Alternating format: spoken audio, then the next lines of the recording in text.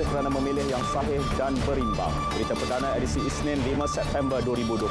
Saya Fakhil Hidayat Ghazali. Dan saya Nurul Hidayah Nawai. Berikut paparan utama malam ini. Prinsip keadilan Islam tidak benarkan sebarang ketidakadilan, tidak beri keistimewaan kepada sesiapa. Tangani isu beg berat pemasangan loker untuk murid tahun 1 dan 2 mulai akhir bulan ini.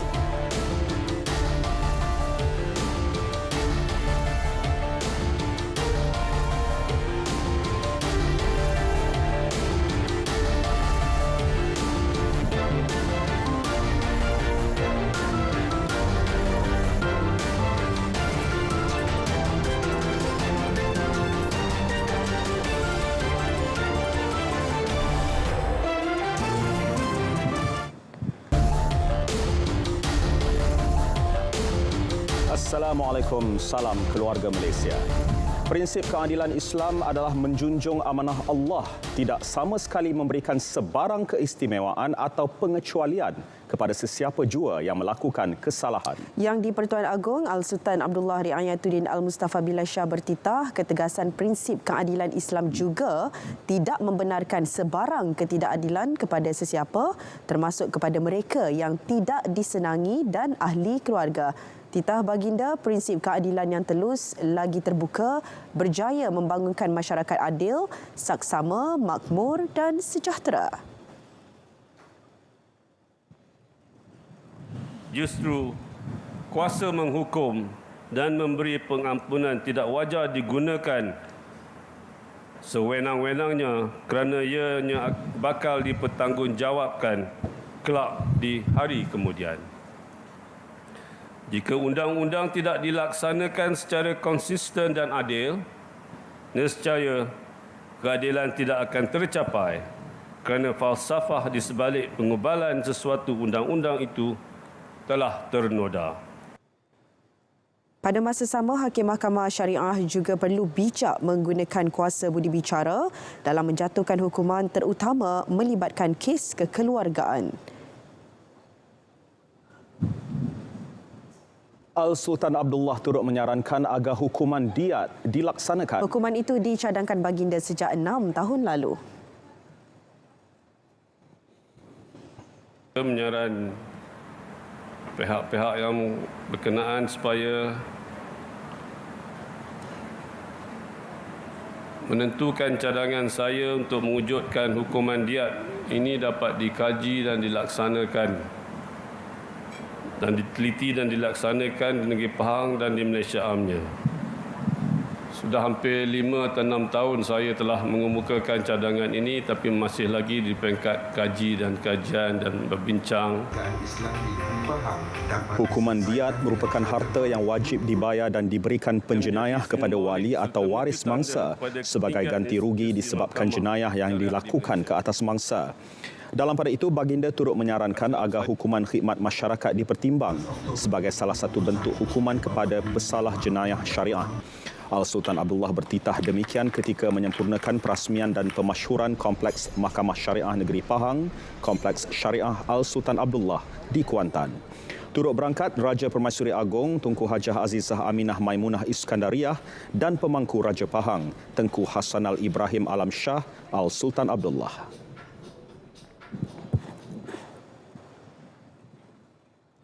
Perdana Menteri Datuk Seri Ismail Sabri Yaakob menerima kunjungan hormat Timbalan Perdana Menteri Singapura Lawrence Wong Shyun Tsai. Pertemuan berlangsung di Pejabat Perdana Menteri Putrajaya. Hadir sama pada pertemuan ini Menteri Luar Datuk Seri Saifuddin Abdullah dan Menteri Kewangan Tengku Datuk Seri Zafrul Tengku Abdul Aziz. Turut serta Pesuruhjaya Tinggi Singapura ke Malaysia Vanu Gopalamenan. Kerjasama dua hala selain isu semasa dan serantau antara topik perbincangan Datuk Seri Ismail Sabri dan Lawrence Wong. Lawrence tiba semalam untuk lawatan kerja selama 4 hari yang mengukuhkan lagi hubungan baik dua negara berjiran. Ia merupakan lawatan rasmi pertama beliau ke Malaysia selepas dilantik sebagai Timbalan Perdana Menteri Singapura pada Jun lalu. Beliau dijadual menghadap Yang di-Pertuan Agong esok.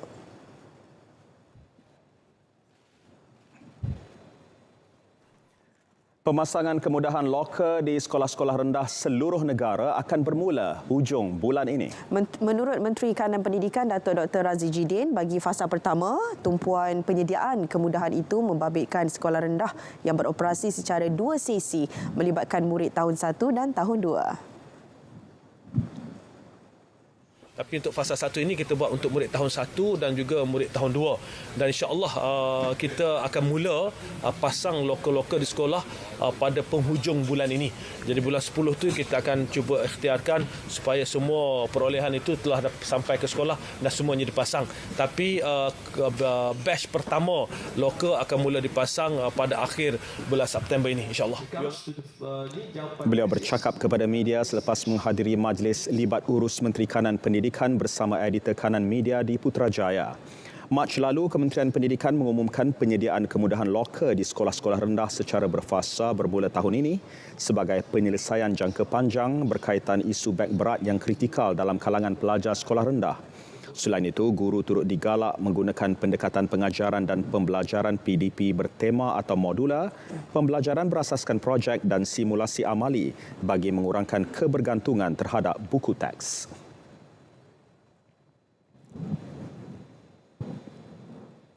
Kementerian Kesihatan dijangka mengumumkan ketetapan baharu pemakaian pelitup muka Rabu ini. Pengumuman tersebut berdasarkan beberapa indikator COVID-19 di negara ini yang terus menunjukkan penurunan termasuk kemasukan pesakit ke fasiliti kesihatan. Dan untuk melihat reaksi daripada pakar perubatan dan orang ramai, perinciannya bersama wartawan Mohan Chinasami.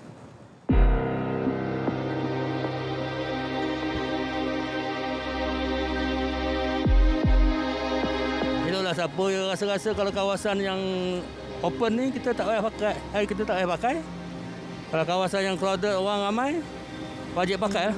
Bagi saya kalau kita nak kontrol COVID-19 ni, lagi elok kalau di kawasan orang ramai tu kita lebih berhati-hati lah. Jadi maknanya kita lagi bagus untuk kita memakai mask lah. So I think for now, you have to wear mask for some time because the travel rules has been expanded. So I think wearing mask is very important. Dia terpulang pada individu lah. Kalau nak rasa selamat, you pakai mask. Especially tempat sesak lah.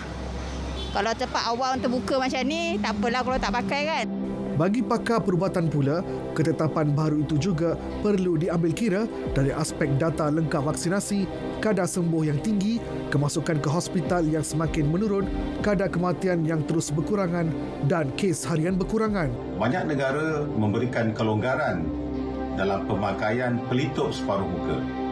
Namun pemakaian masih diwajibkan di klinik, di hospital, fasiliti kesihatan, pendapatan warga mas dan dalam pengangkutan awam. Begitu juga apabila bergejala, khususnya apabila positif COVID-19 dan juga bagi golongan berisiko.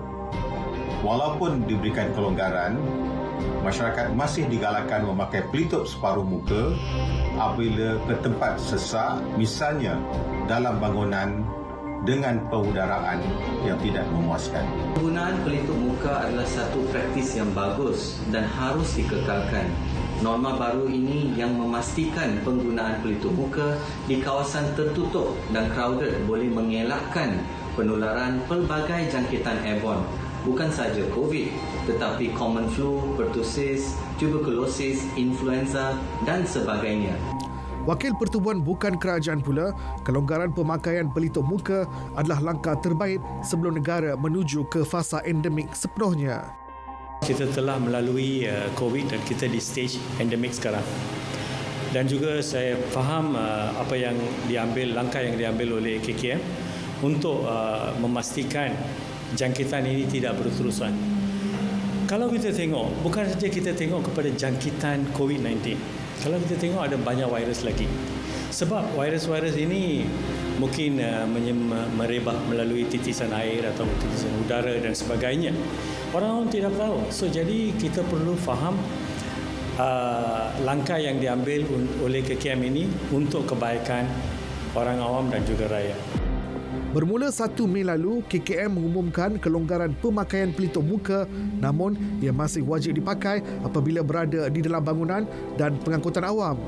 Menterinya Khairi Jamaluddin juga masih mengumpul maklum balas pandangan daripada orang ramai sebelum mengumumkan keputusan baharu itu.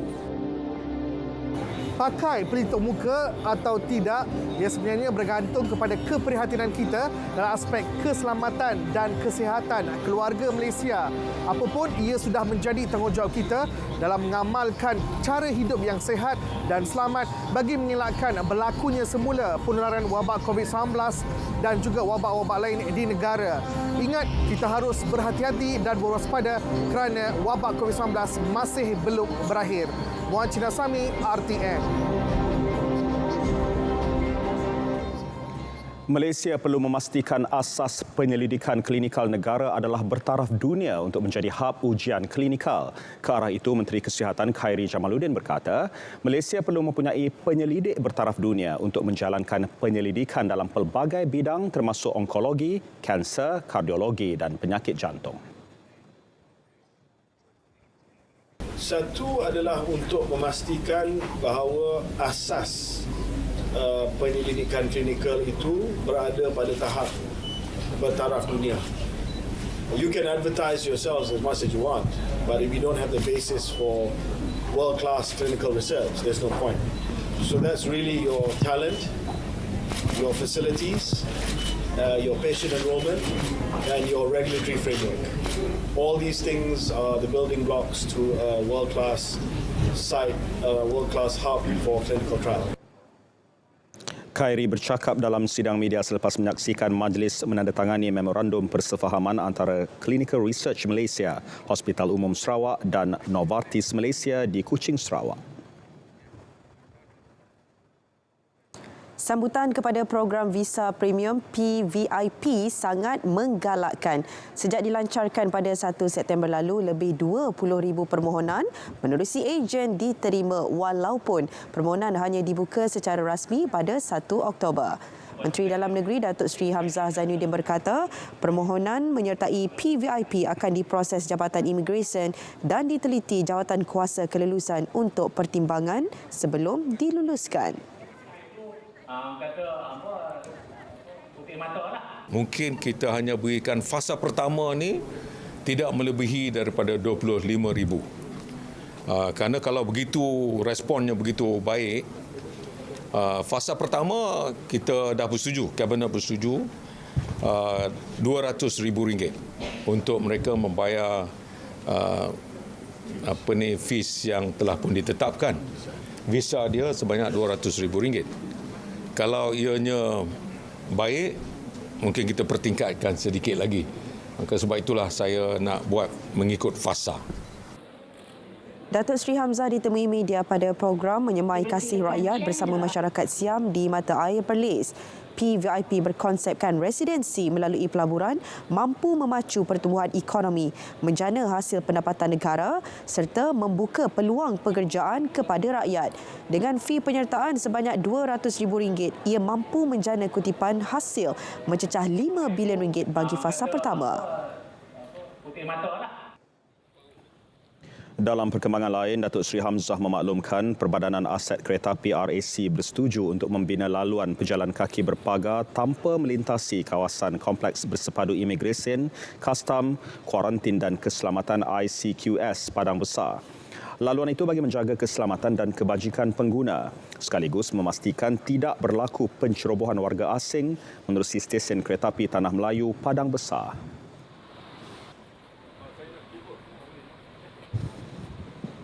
RAC bersetuju untuk mereka memagarkan kawasan supaya laluan jalan kaki itu tidak boleh masuk ke dalam kawasan kita, kompleks ini.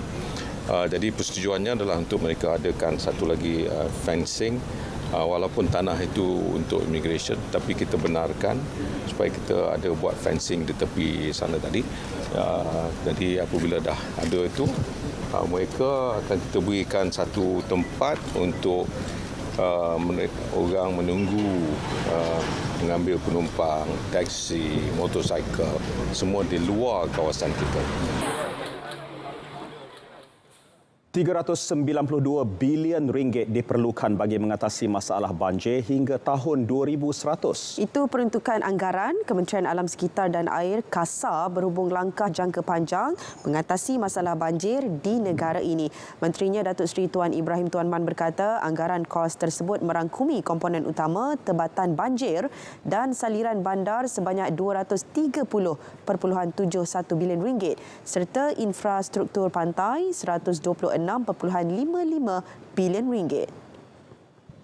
Kesungguhan kerajaan dalam menangani isu perubahan iklim negara dizahirkan melalui satu pelaburan besar kepada sektor air negara diperuntukkan sebanyak RM15 bilion secara off bajet untuk tempoh 8 tahun bermula tahun 2023 hingga 2030 bagi projek-projek tebatan dan penyelesaian banjir secara menyeluruh serta pembinaan struktur sabu di kawasan kritikal yang terjejas teruk akibat monsun laut. Di samping itu, faktor perubahan iklim turut diambil kira dalam penyediaan reka bentuk pembangunan bagi memastikan infrastruktur air dibangunkan berdaya tahan terhadap kesan fenomena perubahan iklim. Kementerian juga sedang merangka pelaksanaan adaptasi perubahan iklim. Kita mengekalkan dasar di mana harga ayam perlu terus dikawal dan juga keutamaan ke tahap kecukupan bekalan domestik kekal menjadi satu prioriti. Pada masa yang sama, kita perlu memberikan perhatian kepada kebajikan industri penternakan ayam itu sendiri.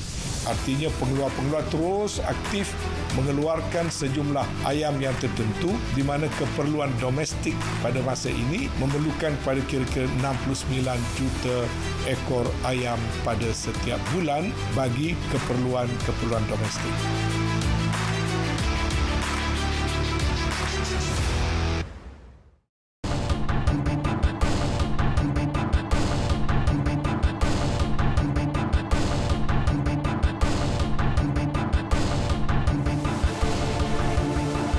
Kembali dalam berita perdana, sekarang ini kita ikuti perkembangan berita ekonomi.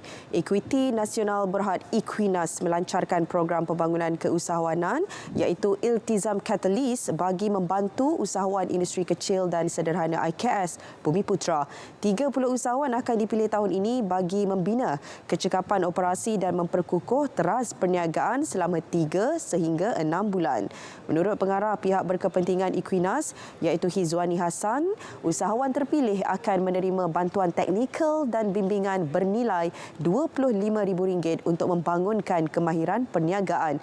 Bantuan meliputi kemahiran kewangan dan tadbir urus profesional, penjenamaan dan pemasaran digital. Syarikat yang mempunyai sekurang-kurangnya 51% pegangan saham Bumiputra dan pendapatan tahunan antara RM300,000 hingga RM1 juta layak menyertai Iltizam Catalyst. Permohonan dibuka mulai hari ini hingga 18 September nanti. Dengan coverage media, kita akan bertambah lagi lah. Dan sekarang ni bukan berminat saja, boleh terus apply. Keindahan dan keunikan Danau Toba menjadikannya sebagai destinasi terbaru yang ditawarkan AirAsia Indonesia. Pengenalan laluan Jakarta Silangit oleh anak syarikat kumpulan penerbangan Capital A itu antara strategi untuk memperkukuh rangkaian domestiknya di negara berkenaan. Nolela Muhammad Noor yang berpeluang menaiki penerbangan sulung laluan itu pada 2 September lalu. Ada butirannya.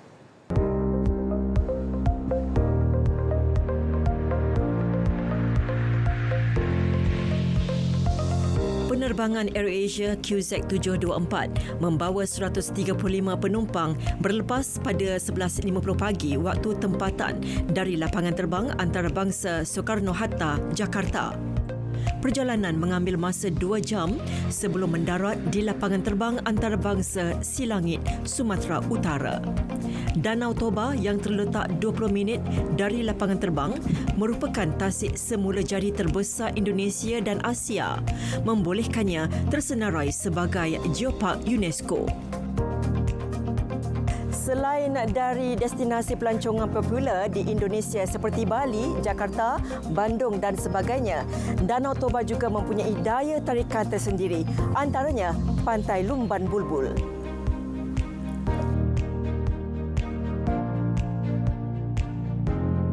We like to do new destinations and new routes. We believe there's a lot of tourism potential in Toba, and so this is step one of doing many routes to Selangor. It will become one of the big destinations for AirAsia. Selepas penambahan laluan baharu ini, AirAsia Indonesia turut merancang untuk memperkenalkan lebih banyak destinasi domestik pada masa hadapan. Danau Toba sebagai salah satu dari 5 destinasi super prioritas merupakan juga prioritas kami di Indonesia AirAsia. Kita udah launching banyak sekali rute baru ya. Salah satunya itu adalah Jakarta Silangit ini. Kita juga meluncurkan Medan Denpasar. Kita nanti meluncurkan juga Denpasar Makassar. Jadi ada banyak ya. Buat permulaan, laluan Jakarta Silangit menawarkan penerbangan 3 kali seminggu menggunakan pesawat Airbus A320 berkapasiti 180 penumpang. Serentak pengenalan laluan itu, AirAsia Indonesia turut melancarkan slogan baharunya Terbang Lagi Indonesia, menandakan komitmennya terhadap pembangunan ekonomi wilayah dan pemerkasaan komuniti Republik berkenaan.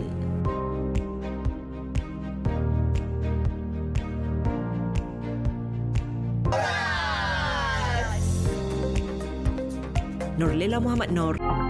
Cadangan bersifat kepentingan kumpulan, puak, IMO, kita anggapkan sebagai pandangan peribadi.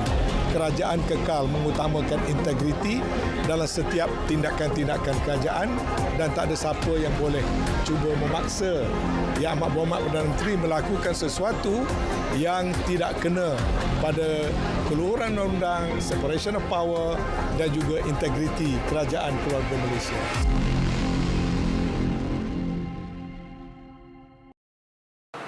HOPE bukan sahaja membantu mempromosi perumahan untuk segenap lapisan masyarakat tetapi juga bagi melihat ekosistem sektor perumahan secara holistik.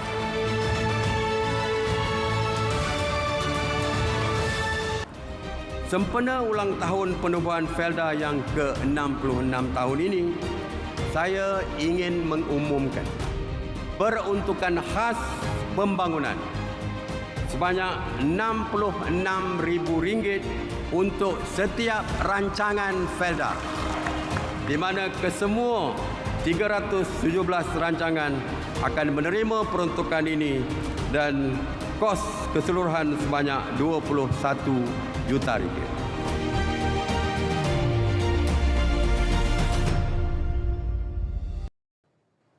Ya, terima kasih atas kesetiaan anda bersama Berita Perdana. Tiada yang lebih membanggakan buat seorang pendaki solo apabila berjaya mengibar jalur gemilang di puncak gunung setiap kali misi pendakian. Ia simbolik perjuangan serta kepuasan yang tidak mampu digambarkan. Fauzura Yusof ada laporannya.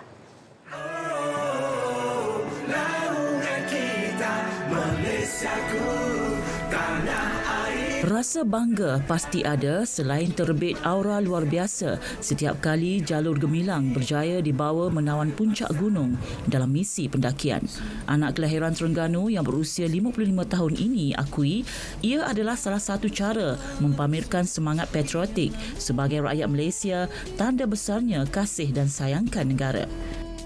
Antara pencapaian terbesar Muhammad Nur Mat Amin ialah berjaya mendaki Gunung Kinabalu, puncak tertinggi di negara ini sebanyak 50 kali secara solo pada 2007. Sehingga kini, 7 rekod pendakian diiktiraf Malaysia Book of Records dan 2 rekod diiktiraf ASEAN Book of Records. Pada saya, kejayaan mengibarkan bendera Malaysia tak kiralah kita berada di mana sekalipun. Walaupun ke mana saya pergi di luar negara, saya akan bawa bendera Malaysia. I am Malaysian.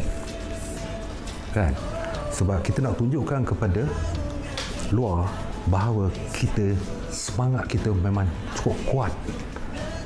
Kan? Dan kita bangga jadi rakyat Malaysia.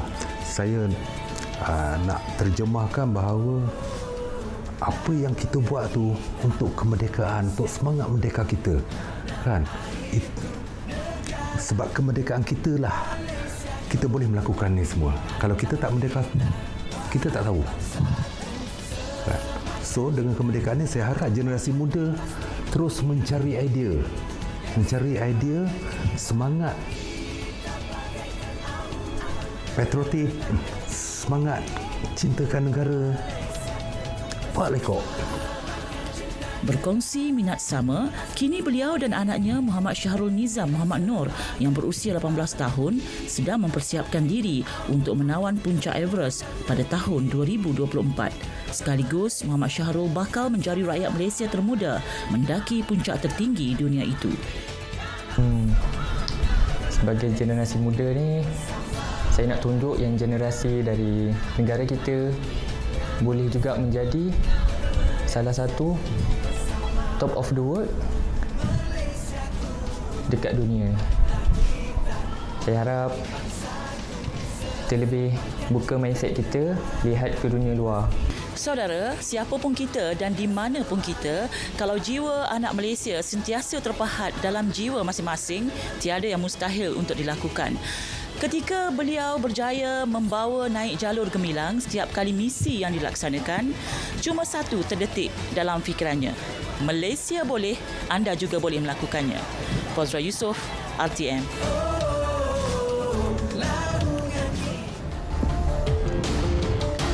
Mengambil semangat Hari Kebangsaan dan menjelang Hari Malaysia, Arena Sukan terus mengharumkan nama negara. Perkembangan lanjut, kita bersama rakan penyampai Syairul Islam. Silakan Syairul.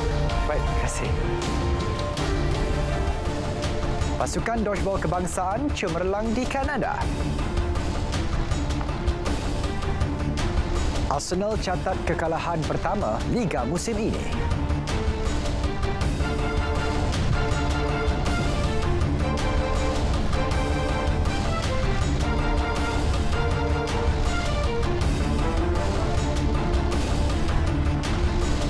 Assalamualaikum, salam sejahtera. Saya Syairul Islam. Untuk edisi sukan malam ini kita mulakan dengan sukan dodgeball. Skuad lelaki kebangsaan memberikan kabar gembira buat peminat sukan tempatan apabila berjaya merampas kembali gelaran juara pada kejohanan dodgeball dunia di Kanada. Pada perlawanan berlangsung di Pusat Sukan Komuniti Sheffield Edmonton itu, skuad lelaki negara yang berada pada ranking pertama dunia tidak berdepan masalah besar untuk menundukkan pasukan Australia dengan keputusan 10-5 sekaligus meraih pingat emas. Kemenangan itu sekaligus mengulangi kejayaan pada edisi 2017 dan 2018. Skuad lelaki sebelum ini bergelar naib juara di Cancun, Mexico pada 2019. Dalam pada itu, skuad dodgeball campuran negara terpaksa berpuas hati dengan pingat perak pada penampilan pertamanya di pentas berprestij berkenaan selepas tewas 3-5 kepada pasukan tuan rumah. Pasukan dodgeball wanita pula terpaksa akur pulang dengan tangan kosong selepas kalah dengan keputusan 3-7 di tangan pasukan Australia pada penentuan pingat gangsa. Bagi mengenang jasa individu-individu yang banyak menabur jasa dalam arena sukan tanah air, Persatuan Penulis-Penulis Sukan Malaysia, SAM, memilih bekas Setiausaha Agung Majlis Olimpik Malaysia, Mendiang Datuk Syekh Kok Chi dan bekas Ketua Pengarah Majlis Sukan Negara, Allahyarham Datuk Seri Zulkifli Embong sebagai penerima anugerah khas pada Majlis Anugerah Serat 100+ Perpaduan SAM 2020-2021. Menurut Presiden SAM, Noris Madi Abdul Manap, anugerah khas berkenaan akan disampaikan Menteri Perpaduan Datuk Halimah Sadiq. Bagi kami pengamal-pengamal media sukan di Malaysia, kehilangan dua tokoh ini amat dirasai kerana kedua-duanya saling berkait rapat dengan wartawan-wartawan sukan dalam memberikan informasi, maklumat dan juga pelbagai bantuan yang diperlukan oleh para wartawan terutamanya semasa hayat beliau dan semasa mereka berkhidmat di Majlis Olimpik Malaysia maupun Majlis Sukan Negara. Majlis yang akan berlangsung esok itu turut memberi pengiktirafan kepada wakil-wakil media tempatan. Sebanyak 8 kategori dipertandingkan dengan pemenang keseluruhan kewartawanan sukan akan dinobatkan sebagai penerima trofi anugerah Sibyl dan hadiah wang tunai RM7,000. Saudara, sebentar tadi telah masuk waktu solat fardu Isyak bagi Kuala Lumpur dan kawasan-kawasan yang sama waktu dengannya. Selamat menunaikan solat fardu Isyak. Baik, perkembangan seterusnya berkenaan dengan aksi Liga Premier 2022. Pasukan Johor Darul Ta'zim JDT2 semakin hampir untuk bergelar juara musim ini selepas kejayaan memenang Terengganu FC. TFC 2 3-0 mengukuhkan kedudukan mereka di Persada Liga dengan 39 mata. Berbaki satu lagi perlawanan, pasukan Harimau Selatan hanya memerlukan keputusan seri untuk menyekat pencabar terdekat Kelantan FC yang kini ketinggalan 3 mata. Pada aksi di Stadium Majlis Bandaraya Pasir Gudang itu, JDT2 membuka tirai jaringan pada minit ke-7 menerusi rembatan pemain berusia 20 tahun Daryl Sham. Kedua-dua pasukan kemudian berpeluang untuk mencetak gol namun gagal disempurnakan sehingga tamat separuh masa pertama. Bersambung babak kedua, JDT2 terus melebarkan jaringan menerusi Omar Hakim hasil hantaran Daryl Sham pada minit ke-82. Selang 3 minit kemudian, giliran Musa Sidibe pula menjaringkan gol ketiga sekaligus memberi keselesaan buat JDT2 sehingga whistle penamat. Selepas ini, JDT2 akan bertemu Selangor FC 2 pada 30 September dan keputusan seri sudah memadai buat mereka untuk bergelar juara Liga Premier musim ini. Sementara itu, Kelantan FC tewas mengejut 1-2 kepada Selangor FC 2 di Stadium Sultan Muhammad ke-4 Kota Baru. Turun beraksi di hadapan penyokong sendiri, Kelantan yang memerlukan 3 mata bagi mencerahkan peluang memenangi trofi tersebut ketinggalan 2 gol di babak pertama menerusi jaringan Muhammad Alif Izwan Yuslan pada minit ke-28 dan S. Sharvin pada minit ke-34. Meskipun berjaya merapatkan kedudukan menerusi sepakan penalti Muhammad Ghaffar pada minit ke-76, ia sudah terlambat buat Kelantan untuk mengutip sekurang-kurangnya 1 mata. Kekalahan itu menyaksikan mereka kekal di tangga kedua dengan 36 mata, 3 mata di belakang pendahulu JDT2. Di Kuching, Sarawak pula bekalan 3 mata berjaya diperoleh Kuching City FC selepas menundukkan Kelantan United 2-1 pada aksi berlangsung di Stadium Negeri. Memanfaatkan sepenuhnya kelebihan beraksi di tempat sendiri, anak buah Irfan Bakti memperoleh gol pendahuluan menerusi pemain import dari Liberia, Abu Kamara pada minit ke-63. Tuan rumah kemudian menggandakan kelebihan hasil jaringan Amir Amri Saleh 4 minit kemudian. Gol tunggal Kelantan United pula diraih pada masa kecederaan menerusi Ashraf Alifuddin.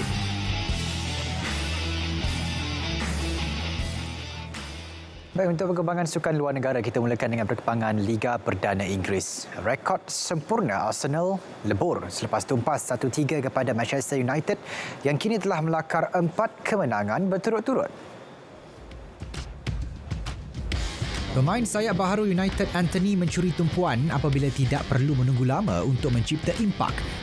Bekas pemain Ajax yang membuat penampilan sulungnya bersama The Red Devils meledakkan gol pendahuluan buat tuan rumah pada minit ke-35 hasil lorongan Marcus Rashford. Pada babak kedua, Arsenal bangkit dengan menyamakan kedudukan menerusi gol Bukayo Saka yang berjaya mengambil kesempatan terhadap situasi huru-hara di depan pintu gol lawan. Namun kegembiraan itu tidak lama apabila Rashford memastikan kemenangan berharga buat United dengan 2 gol dalam tempoh 9 minit. Kemenangan itu melonjakkan skuad kendalian Erik ten Hag ke tangga ke-5 dengan 12 mata, manakala Arsenal kekal di puncak liga dengan kelebihan 3 mata. Beralih ke sukan permotoran, pelumba Itali Francesco Bagnaia berjaya mengatasi tantangan sengit Enea Bastianini untuk menjuarai perlumbaan MotoGP San Marino di hadapan peminatnya sendiri, Delita Misano Adriatico. Bagnaia yang memulakan perlumbaan di peringkat ke-5 buat Ducati berjaya menamatkan saingan dengan kelebihan 0.034 saat ke atas Bastianini yang muncul naib juara buat Gresini Racing. Dia juga menjadi pelumba Ducati pertama memenangi 4 perlumbaan MotoGP berturut-turut selepas muncul juara di Austria, British dan Belanda sebelum ini. Kemenangan itu menyaksikan Bagnaia mengurangkan jarak dengan pendahulu kejuaraan Fabio Quartararo dari Yamaha kepada 30 mata. Pelumba Aprilia Maverick Vinales pula melengkapkan kedudukan ketiga podium, manakala Quartararo yang bermula di peringkat ke-8 menduduki tempat ke-5.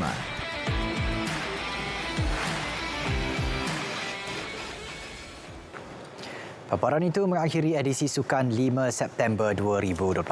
Saudara, saksikan kegemilangan Sukan Malaysia Sukma ke-20 bermula 16 September ini hanya di RTM sebagai rakan penyiar rasmi #Demi Malaysia. Saya Syahrul Islam. Assalamualaikum. Salam keluarga Malaysia.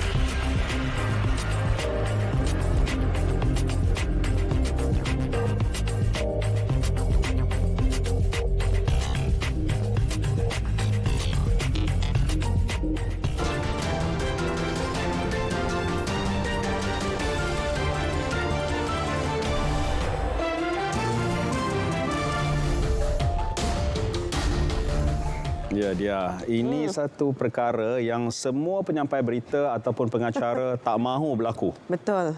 Ini satu mimpi ngeri lah, iaitu tertelan lalat ketika bercakap bersiaran langsung ni. Itulah, betul lah tu Fatil. Kalau berlaku kepada kita, macam manalah agaknya. Tetapi kejadian ini berlaku kepada seorang pembaca berita di Kanada. Ya, kita ikuti paparan hashtag malam ini. Pembaca berita Global News Canada Farah Nasir ketika sedang menyampaikan berita mengenai banjir secara tidak sengaja tertelan lalat.